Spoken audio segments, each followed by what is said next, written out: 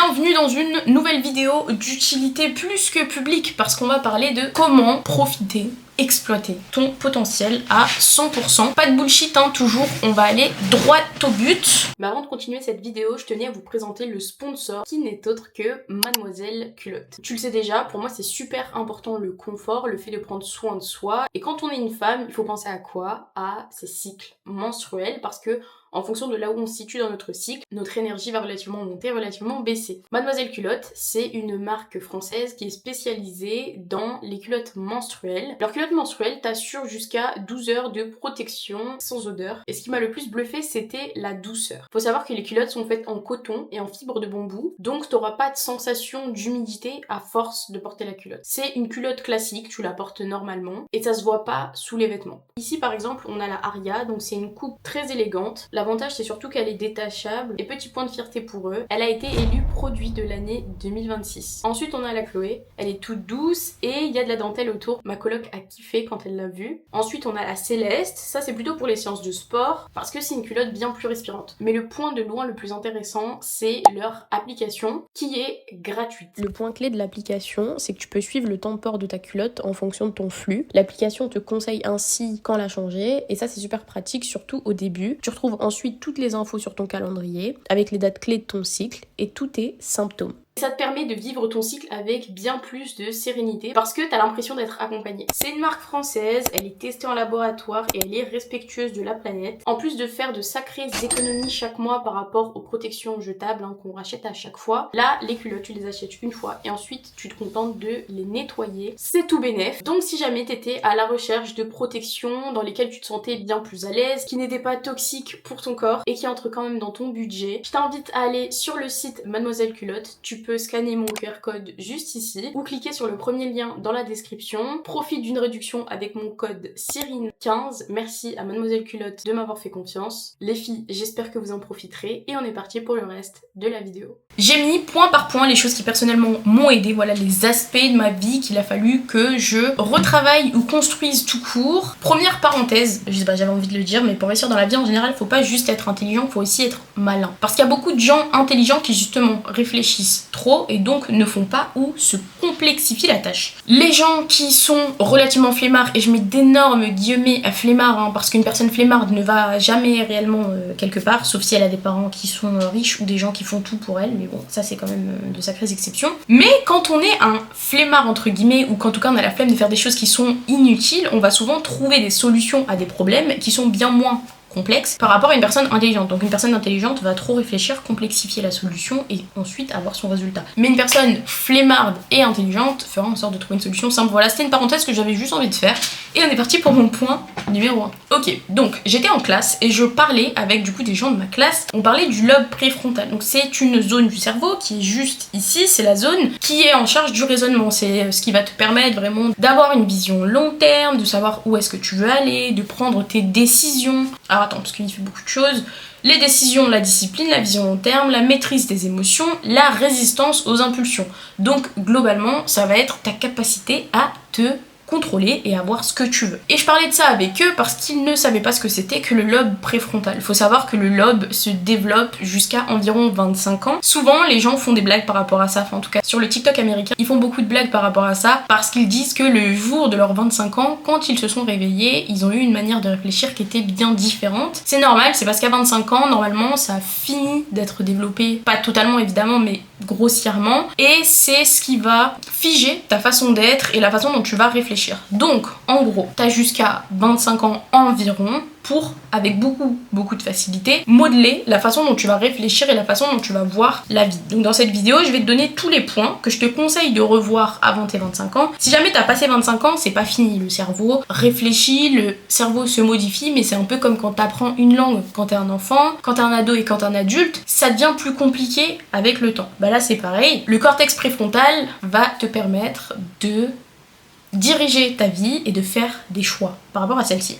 Le point numéro 1, ça va être la perspective. Pour moi, il y a deux perspectives à avoir dans la vie pour avancer. La première, c'est de se dire qu'on n'a pas tous les tenants et les aboutissants. C'est-à-dire qu'avec le temps, on comprend pourquoi est-ce qu'on est dans cette situation actuellement. Là, tu comprends pas. Là, tu travailles, t'essaies d'avoir des résultats par rapport à des choses qui te passionnent, je sais pas, t'entreprends un projet, tu commences des études, tu commences à travailler, je sais pas, tu fais quelque chose, mais là tout de suite la situation dans laquelle tu es ne te convient pas parce que tu n'as pas les aboutissants. Tu sais juste que t'es en train de commencer, mais tu sais pas. Dans ta tête, en fait, tout ce qui existe, c'est le moment où tu es. Il faut que tu t'imagines dans 5 ans, là où tu veux être, pour que ce soit totalement logique là où tu es actuellement. Par exemple, là où je suis actuellement, ça correspond pas du tout à ce que je veux dans la vie. Mais dans ma vision de dans 5 ans, là où je suis, c'est totalement logique. Ça s'appelle le début. Donc la perspective, c'est aussi le fait de se dire, c'est des petites phrases comme ça hein, que tu dois enregistrer dans ta tête, le fait de te dire que quoi qu'il arrive, ça arrive pour toi et pas contre toi. Donc c'est des phrases qu'on trouve sur Instagram, qu'on voit sur TikTok, les gens mettent dans leur story,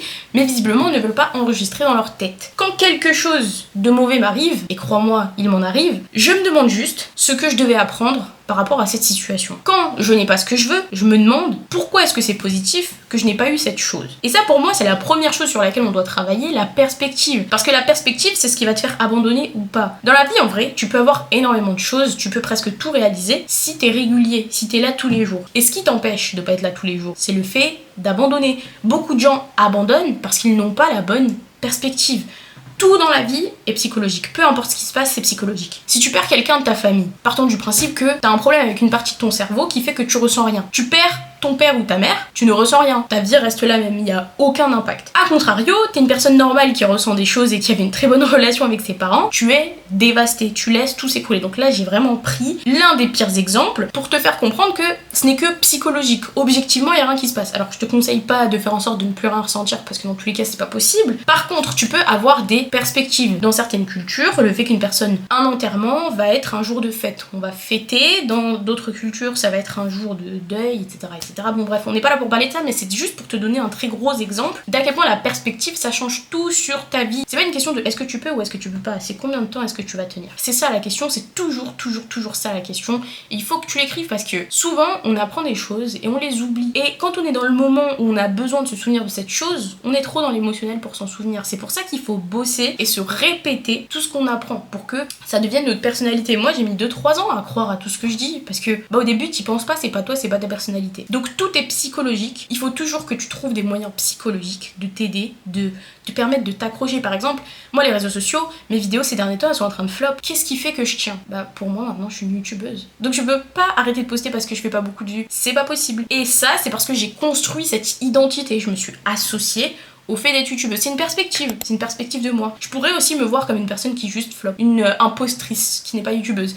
C'est toujours une question de perspective. Donc pour développer correctement ton lobe frontal, commence par comprendre que toutes les situations dans lesquelles tu es, que ta vie entière n'est qu'une perspective. Et d'ailleurs je suis en train de lire ce livre que je conseille totalement, je vous conseille d'aller le lire, ça va vous aider. C'est un dialogue entre deux personnes, bon j'en suis qu'au début, mais c'est un dialogue super intéressant entre deux personnes qui te permettra de te détacher partiellement ou totalement de ta vision actuelle de la vie, du monde, etc. Et ça t'aidera à avancer. Le deuxième point, ça va être de retarder la gratification. Il faut que tu apprennes à retarder le fait d'avoir une récompense. Il suffit que tu te poses une seule question lorsque tu fais quelque chose, c'est est-ce que cette chose va me servir sur le long terme ou est-ce que cette chose va me servir sur le court terme. Par exemple, tu veux ton body goal, est-ce que le fait de t'envoyer un paquet de bonbons va te servir sur le long terme ou sur le court terme? Bon, la réponse elle est facile, c'est sur le court terme. Parce que si tu fais ça sur le long terme, tu vas développer des problèmes de santé et tu vas sûrement pas perdre ton gras. Est-ce que le fait de rester éveillé jusqu'à 1h30 du matin, ça t'aide sur le long terme ou sur le court terme? Seulement sur le court terme. Ça va te faire te sentir bien, mais le lendemain tu vas regretter, t'auras jamais ton body goal, tu seras fatigué, tu seras irrité et blablabla. Donc, il faut que tu te poses la question,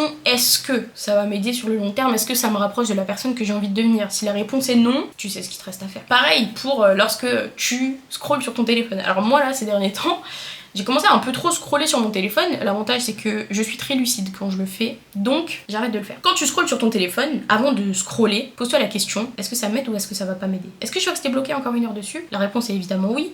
Donc pose ton téléphone sur le côté et attends 5 minutes. S'il faut que tu mettes un chrono, mets un chrono de 5 minutes et attends 5 minutes. Et pendant les 5 minutes, pense à autre chose ou questionne-toi sur pourquoi est-ce que tu veux scroller. Faut toujours être intentionnel dans ce qu'on fait. Le problème c'est que la société a été créée de sorte à ce qu'on ne se pose plus de questions. Des questions aussi simples que pourquoi est-ce que j'ai le réflexe de prendre mon téléphone et de regarder des TikTok quand je m'ennuie. Pareil pour les achats, si tu veux acheter quelque chose, moi je suis contente parce que j'ai réussi à faire ça. Demande-toi, est-ce que ça va m'aider sur le long terme ou est-ce que ça va m'aider sur le court terme? Par exemple les vêtements. D'ailleurs je te mets mon vintage juste ici, je suis en train de vendre tous mes vêtements qui sont presque tous neufs parce que ce sont des beaux vêtements, mais que en réalité je ne porte pas assez souvent. Et avant d'acheter de nouveaux habits, la question que je me pose, c'est combien de fois est-ce que je vais les porter? Est-ce que je vais vraiment les porter? Est-ce que c'est vraiment ce à quoi je veux ressembler dehors? Est-ce que j'ai envie de l'acheter parce qu'il est beau, ou est-ce que j'ai envie de l'acheter parce qu'il va m'être utile? Et ça, c'est une différence qu'il faut faire. Par exemple, est-ce que le vêtement est beau sur le mannequin ou est-ce qu'il est beau sur toi? Ensuite, même s'il est beau sur toi, est-ce que tu vas le porter souvent ou pas? Tu vois. Bon, après, moi, je suis plutôt. J'aime pas avoir beaucoup d'affaires, donc c'est aussi propre à ma personnalité, mais je pense que au plus on est intentionnel dans une chose, au plus on l'est dans les autres. Du coup, avant d'acheter quelque chose, pose-toi la question, laisse-toi au moins 24 heures, voire 48 heures, et si tu reviens plusieurs fois dessus, bah là tu l'achètes. Moi, la règle que je m'étais posée, c'était si je revenais 6 fois sur un article, je finissais par l'acheter. Si je revenais pas 6 fois dessus, j'en voulais pas. On a aussi la maîtrise des émotions.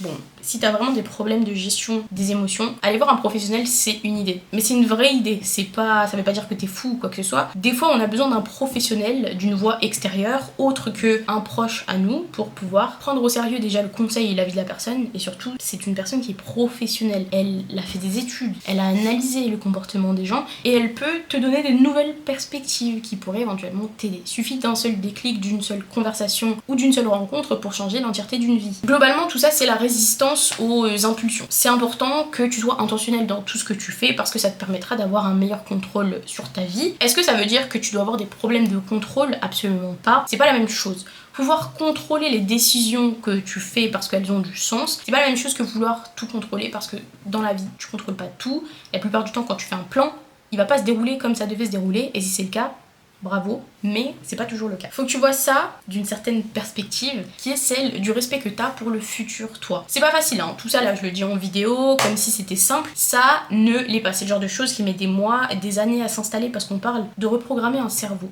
C'est pas facile du tout, mais tu peux t'entraîner à te poser des questions très simples et très claires avant de faire des choses. Ça te permettra d'analyser de plus en plus vite avec le temps. Par exemple, quand j'entre dans un magasin, je sais pertinemment si juste je trouve la chose belle ou si je veux l'acheter. Si je veux l'acheter ou si elle va m'être utile, et c'est un peu ça pour tout. Est-ce que j'ai envie de manger ça parce que j'ai faim? Non, j'ai envie de le manger parce que là je m'ennuie. Est-ce que j'ai envie de manger ça parce que j'ai faim?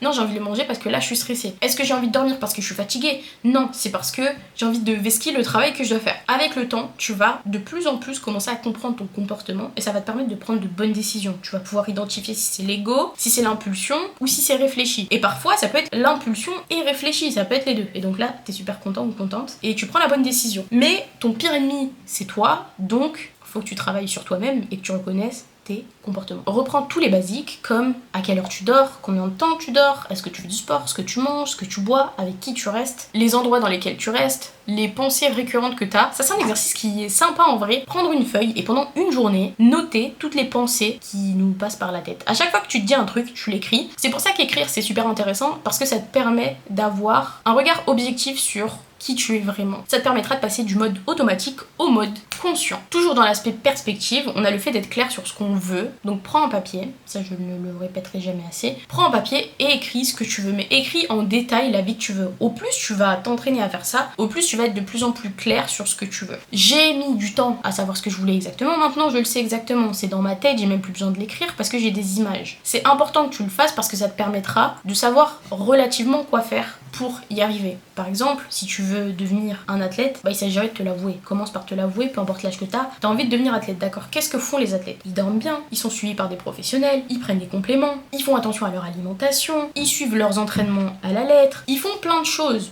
que tu ne fais probablement pas. Donc il faut juste s'asseoir, regarder en face de soi et essayer de trouver de la cohérence ou en tout cas d'en créer. Le deuxième point, ça va être le contrôle. Pour endurcir ta capacité à te contrôler, il va falloir faire deux choses dès le début qui vont évidemment de pair. La première chose, ça va être de diminuer la dopamine facile. Scroller sur ton téléphone, c'est de la dopamine facile. Manger des choses super sucrées, c'est de la dopamine facile, ou manger n'importe quoi là dès que c'est en face de toi. Sortir dehors, boire des verres, c'est de la dopamine facile. En fait, on a beaucoup d'exemples. Ou encore les choses qui sont faites par FOMO, donc Fear of Missing Out, la peur de passer à côté. Toutes les choses qui sont faites comme ça, par exemple, il y a ton équipe de foot préférée qui joue, tu penses que le joueur va gagner, alors tu places un pari dessus. C'est de la FOMO. Ça, c'est un exemple de FOMO. Le but, ça va être de t'éloigner le plus de tout ça parce que sinon, quand tu vas revenir à la vie réelle, tu vas plus rien ressentir, ce qui va faire que tu vas entrer dans un cercle vicieux parce que tu vas vouloir ressentir des choses aussi fortes que le fait de scroller, le fait de boire des verres, le fait de manger n'importe quoi, etc., etc.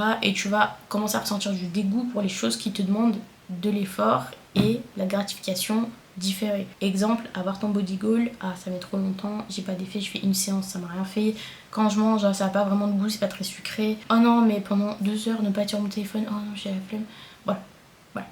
Et en plus du fait de diminuer ton accès à de la dopamine facile, tu peux rajouter le fait de faire un effort tous les jours. Comme prendre une feuille de papier et écrire pendant 10 minutes. Voilà, remplir une page. Il y a beaucoup de gens, je sais, qui font ça. Ils se lancent des petits challenges, ils prennent un cahier et ils disent pendant 30 jours, je vais écrire une page. Je m'en fous de ce que je raconte dedans, mais j'écris une page. Ben ça, c'est juste une preuve pour avoir plus confiance en toi. T'as dit que t'allais faire quelque chose, tu l'as fait. Ça a du sens, ça a pas de sens, on s'en fout, tu l'as fait. T'as dit, t'as fait. Travailler sur un projet que tu mets de côté depuis très longtemps, le fait d'aller t'entraîner alors que t'as la flemme, le fait de commencer le sport alors que t'as la flemme, le fait de sortir dehors marcher sans forcément mettre de la musique dans tes oreilles, le fait de dire non à quelqu'un parce que t'as pas envie de faire un truc, juste faire un choix en toute conscience qui n'était pas forcément facile, mais qui va faire que quand tu vas le faire, tu vas être fier de toi. Ajouté à ça, on a le fait de prévoir en avance. Je pense que c'est quelque chose que tout le monde devrait faire, le fait d'être apte à réfléchir sur du semi-long terme, donc sur du moyen terme, anticiper les choses. En général, c'est ce que les parents font pour leurs enfants, ils réfléchissent à leur place, parce que ce sont des enfants. Dans la vie, si tu veux t'en sortir, l'une des choses principales qu'il faut savoir faire, c'est anticiper pour soi-même, parce que c'est pas les gens qui vont réfléchir pour toi. Il faut que tu sois capable de passer du coup de l'idée à la réalité, et pour ça, il faut que tu penses à toutes les choses qu'il va falloir faire, à toutes les choses dont tu vas avoir besoin, et que tu réfléchisses seul. Par exemple, sous mes vidéos, souvent, je parle de choses, je parle de plein de sujets. Je donne des noms de livres, je donne des exemples de vidéos, je donne des pistes. Et les gens me disent oui mais est-ce que tu peux me dire ça? Est-ce que tu peux me dire ça? Oui mais comment t'as fait ça? Oui mais tu peux pas nous expliquer papa? Il y a quelqu'un qui m'avait envoyé un message qui m'avait dit oui tes vidéos elles sont bien mais tu devrais plus nous emmener pas à pas, nous dire quoi faire. Dans la vie, faut pas attendre que quelqu'un vienne t'assister. C'est important, c'est pas méchant. C'est vraiment juste vrai. Parce que si tu dois toujours attendre les gens pour démarrer la course, il y a de très fortes chances que tu n'arrives jamais. Et que tu n'arrives jamais dans un temps qui est réellement le tien. Il y a des gens qui commenceront jamais cette course. Si tu les attends, tu ne démarres pas. Il y a des gens qui sont plus lents que toi. Si tu les attends, tu ne démarres pas. Il y a des gens qui vont se blesser parce qu'ils vont trop vite. Si tu fais comme eux, tu vas te blesser aussi. Dans la vie, c'est pareil. Dans la vie, il faut savoir réfléchir tout seul et c'est pas facile, surtout au début, parce qu'au début, t'es totalement perdu. Tu sais pas ce que tu fais, ce qui est normal, mais c'est comme ça qu'on apprend, avec de l'expérience. Donc pour moi, le lobe frontal, qui est quand même censé être l'endroit où tu prends tes décisions, n'est développé que si t'es capable d'anticiper. Sinon, t'es sous ton potentiel. Parce que t'es ce qu'on appelle un assisté. Bon, je pense pas qu'on appelle ça comme ça, mais pour moi, c'est ça. C'est une personne qui, sans assistance de quelqu'un d'autre, n'est pas capable de réfléchir et de faire des choses. Faut toujours qu'il y ait quelqu'un pour lui dire, sinon la personne s'arrête. Mais tu peux pas t'arrêter parce que les gens vont pas te prendre par la main dans la vie. Et s'ils le font, il y a toujours un pourquoi derrière. Et c'est jamais bon. Réfléchis à tout ce que tu fais aujourd'hui et demande-toi si dans 1 à 5 ans, ça va t'apporter quelque chose. Si c'est pas le cas, tu arrêtes. Troisième point, le silence, la prière, la méditation. Le cerveau humain, il est pas fait pour être trigger de partout. Il est pas fait pour qu'il y ait des stimulations de partout. Et moi, par exemple, je sens que je fais un rejet à tout ça. Je déteste quand il y a du bruit, quand il y a des gens, quand c'est trop, quand c'est too much, quand mon cerveau il est trop là. Ça ne fonctionne plus, je marche plus, ça s'arrête et je passe en mode survie, je suis tendue, je suis aigrie et je sais plus quoi faire, si je sais quoi faire, partir. Il faut que tu apprennes à être beaucoup plus lent ou plus lente dans ta façon d'analyser les choses et pour ça il faut que tu apprennes justement à prendre le temps d'être solo. Par exemple, quand tu scrolles, il y a un moment tu sais où tu ressens plus rien. T'essaies d'aller regarder ta série, t'essaies d'aller manger un truc sucré, mais il n'y a plus rien qui se passe. Ce moment-là, c'est le moment où tu dois t'allonger sur ton lit, regarder ton plafond et rester comme ça pendant 15 minutes pour que ton cerveau décompresse. Parce que tu l'as mis sous une pression telle, il est tellement noyé dans la dopamine et dans le nouveau, oh le sucre, on s'y attendait pas, oh non, qu'il en peut plus, il est fatigué et dans ces moments-là, tu peux pas lui demander de réfléchir parce qu'il est fatigué. Le cerveau, il fonctionne super bien, mais il faut le laisser respirer, il faut le laisser vraiment se calmer. C'est pour ça que les gens qui sont à la campagne, ils doivent être tellement mieux que les gens qui sont tout le temps en ville, tout le temps au travail, tout le temps entourés de personnes, parce que simplement ton cerveau, il est en surcharge totale. Et d'ailleurs, je vais sortir une vidéo sur le burn-out, parce qu'il faut qu'on en parle. Dans notre génération, elle est fatiguée, j'ai l'impression. Au travers de la prière, si t'es religieux, au travers de la méditation, qui peut avoir énormément de formes, et au travers du silence, qui pour moi est une forme de méditation, t'apprennes à analyser ce que tu penses, t'apprennes à analyser ta situation et t'apprennes à ne pas réfléchir. T'apprennes à ne penser à rien. Il y a des fois, moi vraiment, je me pose, je suis comme ça, et je pense à rien, je suis dans le vide. Il n'y a pas de réflexion dans ma tête. il se passe pas. Et quand je suis dans des moments comme ça, déjà je le sais, enfin je le ressens parce que j'ai l'habitude, et je sais que ensuite je vais avoir cette vague de créativité, de nouvelles réflexions, je vais avoir cette vague de sociabilité parce que j'ai pris le temps de me reposer, j'ai pris le temps de reculer pour mieux sauter. Et ça c'est quelque chose qui est sous-coté, mais surtout dans l'ère dans laquelle on vit, où t'es tout le temps exposé à tout, où il y a tout, c'est toujours trop surconsommé et tout. C'est important de freiner, de reculer, de se calmer, de se questionner et d'avoir sa propre personnalité. Quand tu prends jamais le temps d'être seul, tout ton environnement, tout ce que t'entends devient ta personnalité, devient ce que tu penses. Des fois, tu répètes des choses et tu parles d'une manière parce que les gens autour de toi ont dit, parce que t'as entendu vaguement. C'est pas toi. C'est pas toi. Et donc évidemment t'as l'impression d'avoir une vie qui n'est pas la tienne, parce que t'as une vie qui n'est pas la tienne, parce que tu ne réfléchis pas solo. Le dernier point, ce sera le fait de te cultiver, justement. Ça va t'aider à avoir ta propre personnalité et à analyser ce qu'on te dit, ce que t'entends, ce qui est autour de toi et ce que tu ressens. Donc, on commence avec le fait d'être curieux. Par exemple, ce matin, je me suis demandé pourquoi est-ce que les noms féminins et les noms masculins était féminin et masculin. Qui a décidé qu'une chaise c'était une chaise et qu'un verre c'était un verre? Ça c'est le genre de question que je me pose souvent. Et donc je vais sur internet, je regarde et j'ai appris un truc super intéressant. Ensuite ça fait des liens entre plusieurs sujets et quand je me retrouve dans une conversation, eh ben j'ai des réponses, j'ai des tenants et des aboutissants que les autres n'ont pas. Je peux contredire, je peux affirmer, je peux confirmer, et c'est intéressant, ça me permet de penser à d'autres choses que les dramas qu'il y a je sais pas où, ou sur la nouvelle guerre qui a explosé là-bas alors qu'on sait pas ce qui s'y passe. Enfin, dans un monde où il y a tout et n'importe quoi, prends le temps de t'intéresser aux choses déjà simples de ton environnement, mais surtout prends le temps de t'intéresser aux choses qui de base t'intéressent vraiment. Parce qu'il y a beaucoup de gens qui s'intéressent à des sujets et qui arrêtent tout simplement parce que leur environnement n'a pas l'air de s'y intéresser. Je peux prendre l'exemple de quand j'étais petite.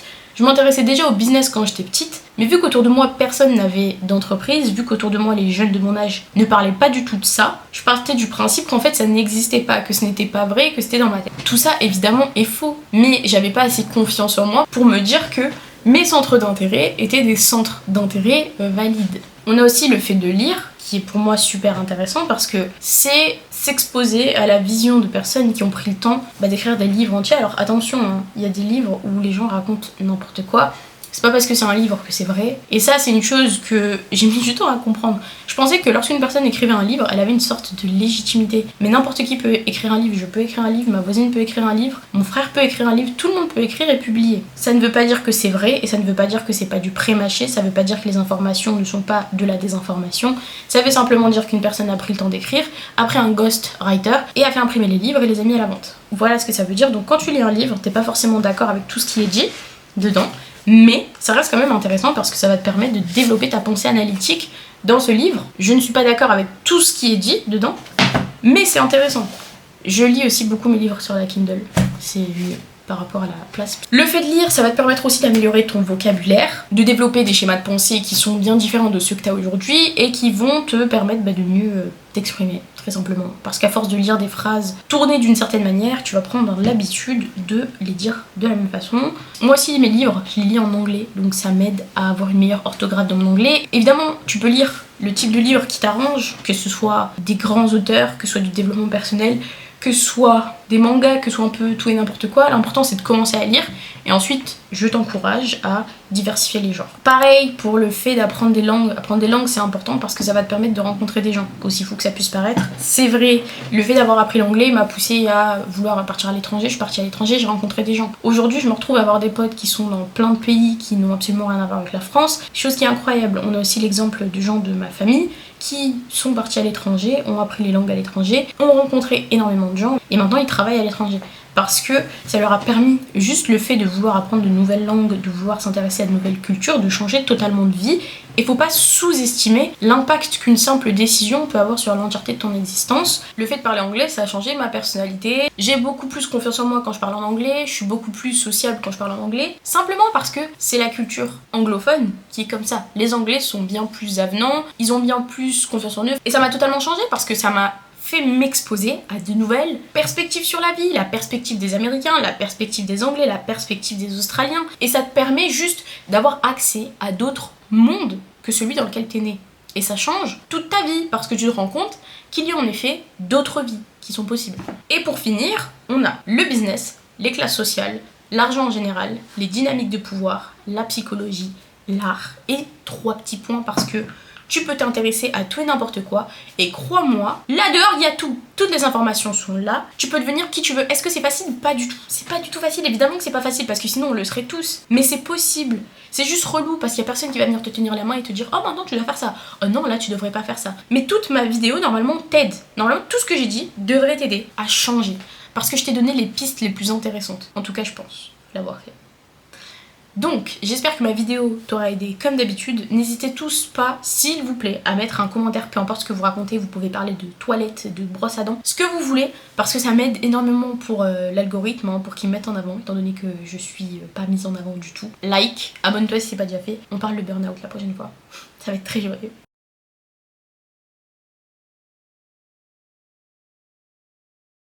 N'oubliez pas, en ce qui concerne Mademoiselle Culotte, vous avez moins 15% avec mon code Cyrine15. Le lien est dans la description et mon QR code juste ici. Merci à Mademoiselle Culotte d'avoir collaboré avec moi. Les filles, n'oubliez pas de bien remplir vos paniers et nous on s'attrape dans une prochaine vidéo.